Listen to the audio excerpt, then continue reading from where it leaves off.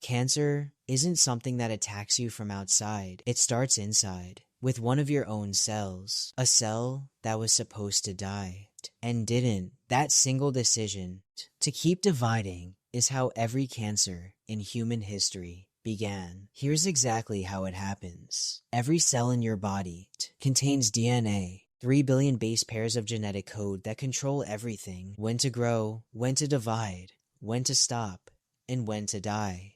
Your cells divide approximately 37 trillion times over a lifetime. Each division requires your DNA to be copied perfectly. It rarely is. On average, every cell division introduces 1 to 2 errors, called mutations. Most are caught immediately. Your DNA has its own repair crew, enzymes that scan every copy for mistakes and fix them before the cell divides again.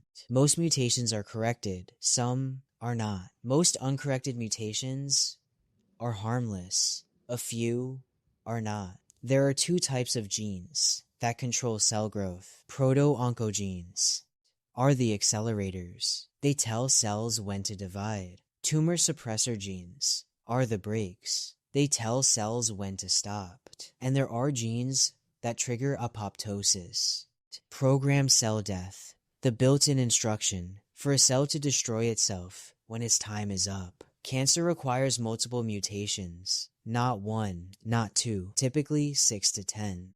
Specific genetic changes accumulated over years, sometimes decades, before a cell becomes truly cancerous. First, a mutation strikes a proto-oncogene. The accelerator gets stuck on. The cell receives a constant signal to divide, whether it should or not. Then, a tumor suppressor gene fails. The brakes stop working. There is nothing left to tell the cell to stop. Then, the apoptosis signal breaks down. The cell that should have died doesn't. It divides, and divides, and divides. Your immune system is the last line of defense. Natural killer cells patrol the body continuously, detecting abnormal cells and destroying them before they can multiply. Most mutated cells are caught this way, quietly, without you ever knowing. But cancer cells evolve. They mutate further, developing ways to hide from immune cells, displaying proteins that signal "do not attack," suppressing the immune response.